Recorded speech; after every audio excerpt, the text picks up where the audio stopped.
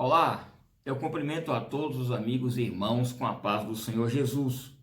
Neste quarto trimestre de 2020, estamos estudando uma lição por tema A Fragilidade Humana e a Soberania Divina, o Sofrimento e a Restauração de Jó. E a lição desta semana tem por tema a Teologia de Zofar. O justo não passa por tribulação? Então esse será o nosso tema nessa semana. E lembrando aos nossos professores e estudantes da Escola Bíblica que nesse comentário eu não irei seguir o passo a passo dos tópicos como está na lição, mas eu irei trazer subsídios complementares para que você tenha um melhor aproveitamento na sua Escola Bíblica Dominical. Bem, na lição de número 6, nós falamos sobre a teologia de Elifaz, que ensina erroneamente que só os pecadores sofrem. Depois, na lição de número 7, nós estudamos que a teologia de Bildade ensina erroneamente também que todo sofrimento é só por causa do pecado. E agora iremos estudar o que diz a teologia de Zofar. Zofar é o terceiro amigo de Jó. Inclusive, a palavra Zofar quer dizer gorjeador, que significa cantar. E o discurso de Zofar tem um tom agradável. Isso porque ele atende a todos os que gostam de sermões positivistas, de palavras triunfalistas. Na teologia de Zofar, o justo nunca passa por tribulação. E quem é que não gosta de ouvir um sermão que massageia o ego e que fala de promessas recompensadoras?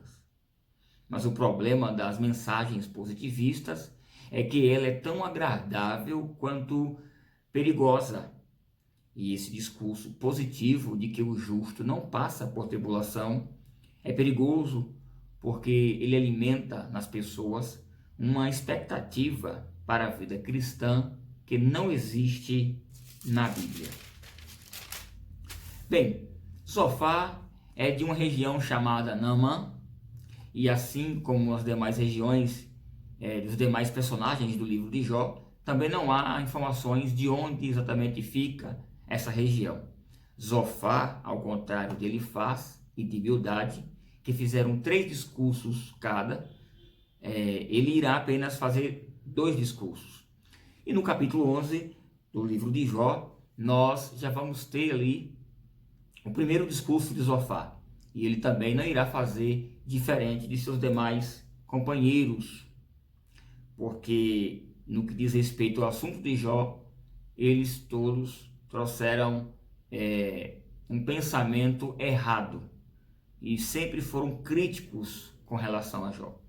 E assim como os amigos de Zofar, o próprio Zofar também não consegue entender como um homem como Jó perde o respeito, perde a honra e a riqueza, todo o prestígio e até a saúde. A única explicação que eles conseguem fazer é sob uma perspectiva de uma teologia incorreta. E no caso de Zofar, o motivo do sofrimento de Jó era porque ele havia pecado. E no caso específico de Zofar, o justo não pode passar por tribulação. Zofar acreditava que o justo só sofre se ele pecar. Então, vamos estudar esse pensamento de Zofar. Estudando os discursos dos amigos de Jó, às vezes temos a impressão de que estamos dando voltas em círculos, porque essa sensação parte da ideia de que o justo não pode sofrer, que a prosperidade é sinônimo de obediência a Deus, ou que se há sofrimento é porque há pecado. Então todos eles vão sempre ficar nessa linha. E esses amigos, esses supostos amigos de Jó, eles achavam que era possível entender Deus por meio de uma teologia própria.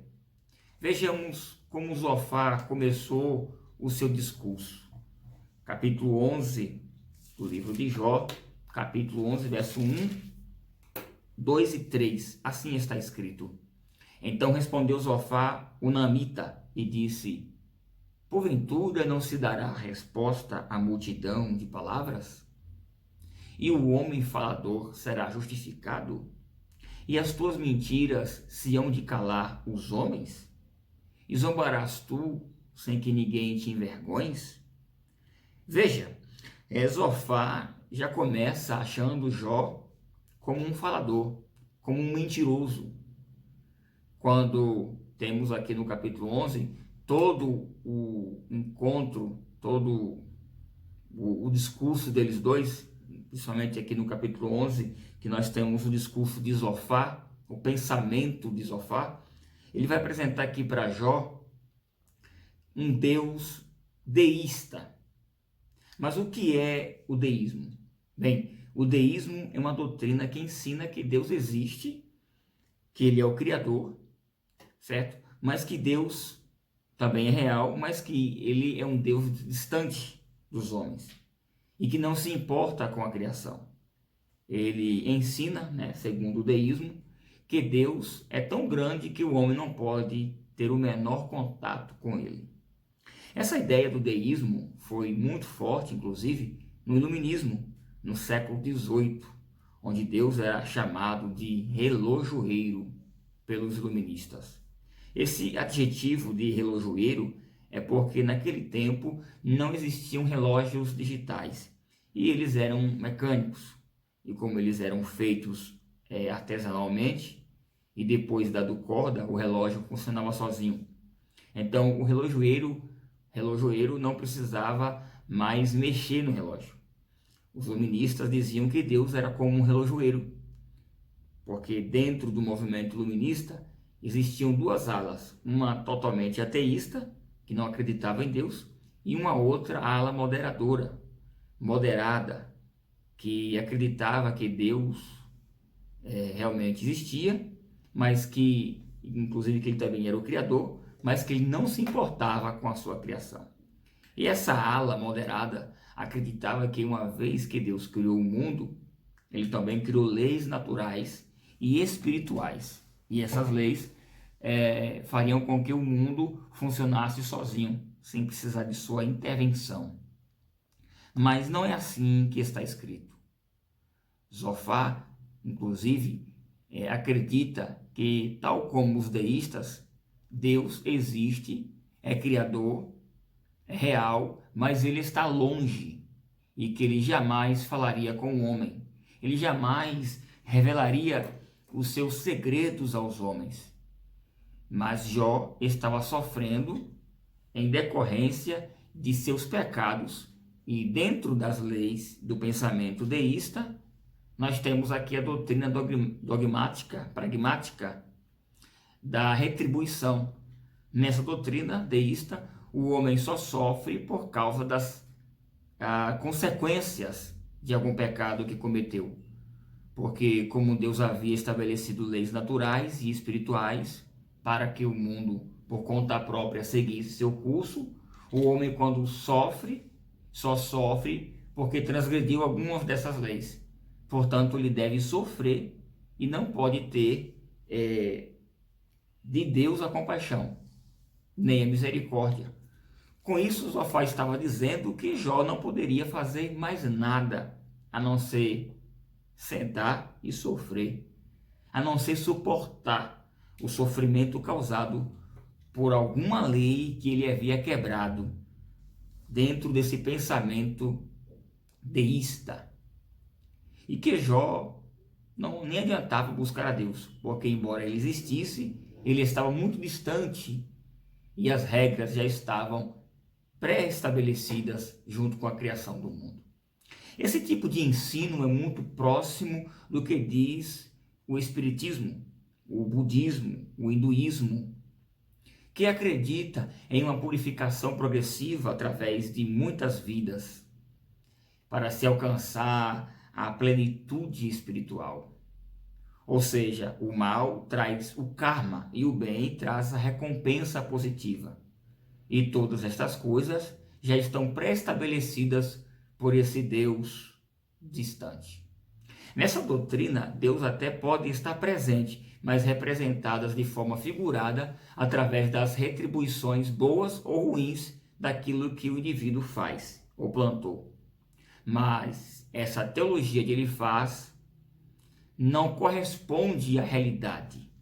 Veja que o próprio Deus fala sobre a teologia de Elifaz, de Bildade e de Zofar, como teologias que não falaram correto acerca de Deus e nem de Jó.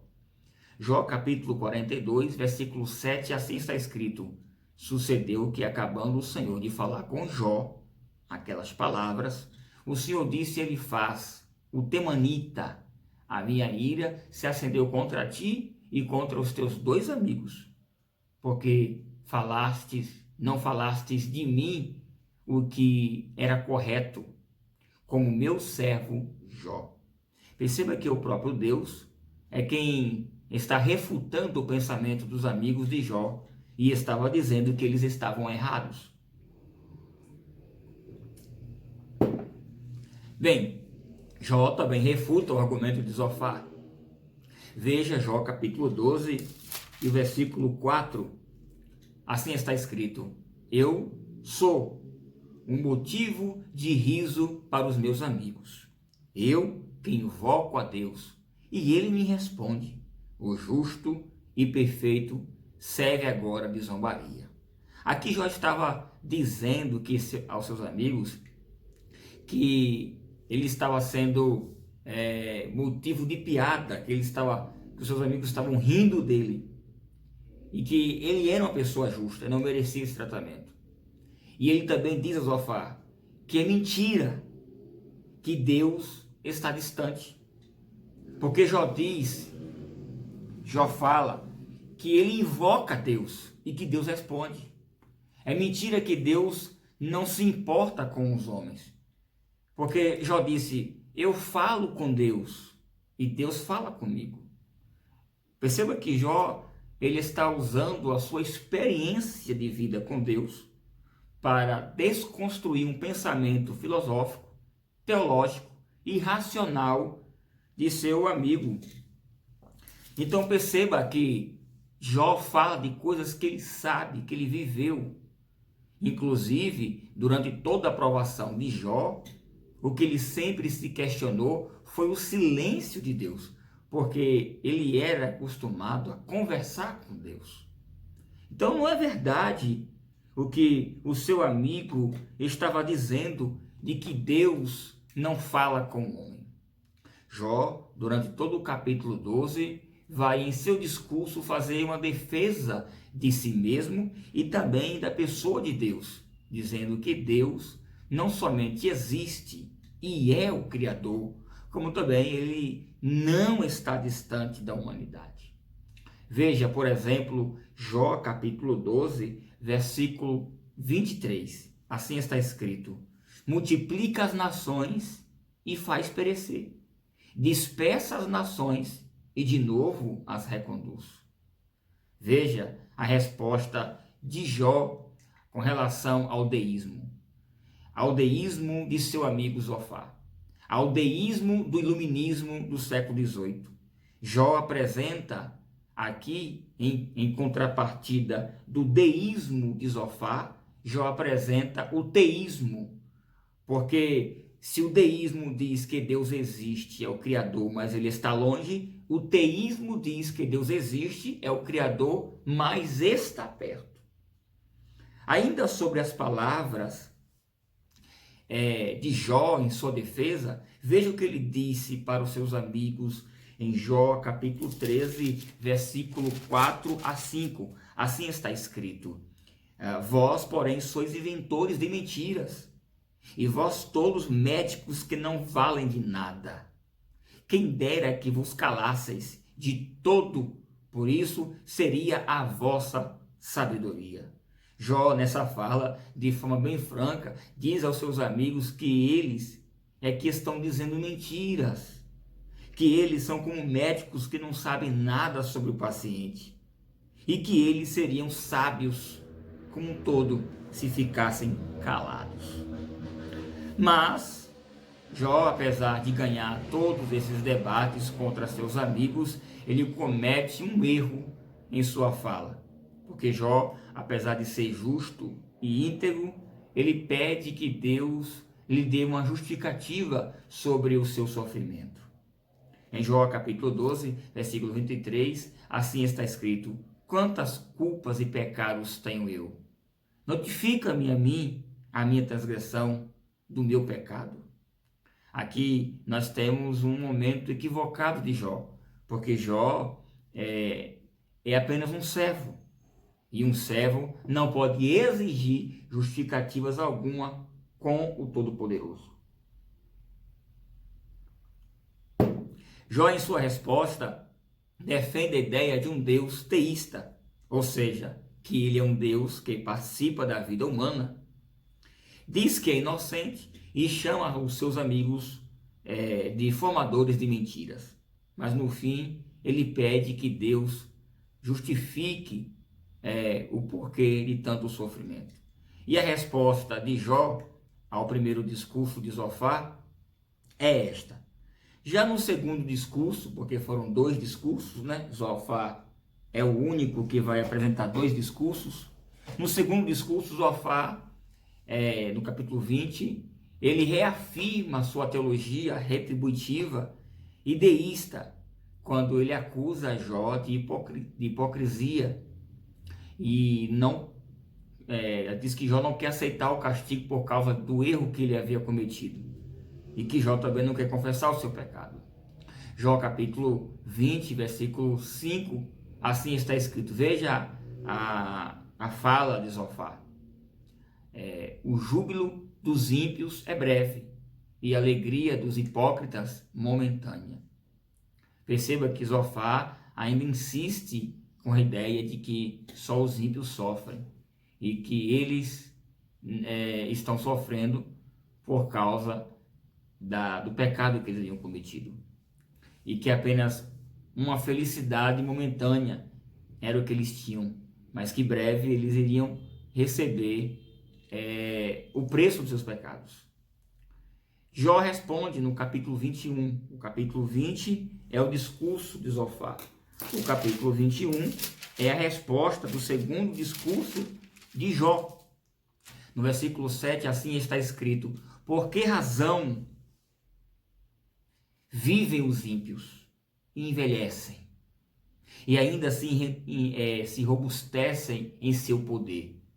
Jó está dizendo para Zofar o seguinte: já que você acha que Deus só castiga por causa do pecado, por que razão vivem os ímpios tanto tempo? Por que eles vivem até a velhice, cheios de riqueza, saúde? Se você ler todo o capítulo 21, você vai ver Jó dizendo assim, eles têm filhos, muitos filhos. Jó estava dizendo que se Zofar estivesse certo, todos os homens velhos e ricos da terra seriam justos, e como sabemos, não é verdade. Então perceba que a teologia de Zofar não se sustenta. E mais, uma vez, se você perceber, só mais uma vez, Jó aqui refuta, nesse segundo discurso, a fala de Zofar. E eu só estou citando um versículo por cada capítulo, porque o diálogo é muito longo, e para que você tenha uma visão panorâmica de todos os diálogos, eu aconselho que você leia o livro de Jó e se atente aos discursos de cada um dos personagens, e você terá uma visão ampla desses diálogos entre Jó e os seus 3 supostos amigos. Esses discursos são verdadeiros debates que tentam explicar a razão do sofrimento humano e a relação de Deus com a sua criação. Então, meus irmãos, não é verdade que somente os pecadores sofrem. Não é verdade que uma pessoa só passa por tribulação porque faz algo de errado. Também não é verdade que o justo deve sempre ser uma pessoa saudável, rica e cheia de conquistas. O grande desafio aqui não é entender por que muitos justos sofrem e muitos ímpios vencem. O problema aqui, o desafio aqui, é o fim da vida, porque tanto justos como ímpios irão morrer. E na eternidade só existem 2 destinos: Um é a salvação e o outro a condenação. E essa sim é a única hora em que a Bíblia assegura que o justo sempre vai vencer. Em Lucas capítulo 16, Jesus contou uma parábola sobre o rico e Lázaro. E ele diz que um dia ambos morreram e que ambos foram para a eternidade e que lá tiveram destinos diferentes. O rico foi para o Hades e Lázaro foi para a glória eterna. Logicamente que eu não estou aqui ensinando que só os ricos serão condenados e nem muito menos que só os pobres serão salvos. Mas uma das mensagens mais relevantes que podemos encontrar na condição de Jó é que nos ensina que não é regra que todos os justos devem ter saúde e sempre serem ricos. E nem todos os ímpios devem estar gravemente doentes e pobres, só porque são ímpios. Aliás, se você for querer medir a justiça de Deus pelo sucesso dos ímpios, você se desvia e fica confuso. A exemplo, por exemplo, do salmista Asaf, no capítulo 73 do livro de Salmos. Essa ideia de que Deus tem a obrigação de retribuir com alguma coisa boa todas as vezes que fazemos coisas certas é teologia de Zofá, que apresenta um Deus deísta. E mais, o homem não pode receber nada de Deus por merecimentos. Aliás, quem prega muito isso é a Igreja Católica, pregava pelo menos na Idade Média, e que hoje foi substituída pelas igrejas pentecostais e neopentecostais com as campanhas de sacrifícios por merecimentos, de bem-estar social geralmente, ou de aquisição de uma bênção financeira. Para encerrar, eu quero citar um texto que está na carta de Paulo aos Romanos, capítulo 5, verso 3 e 4. Assim está escrito: e não somente isto, mas também nos gloriamos nas tribulações, sabendo que a tribulação produz a paciência, e a paciência a experiência, e a experiência a esperança. Que Deus te abençoe muito e, se Ele nos permitir, até uma próxima aula. Amém.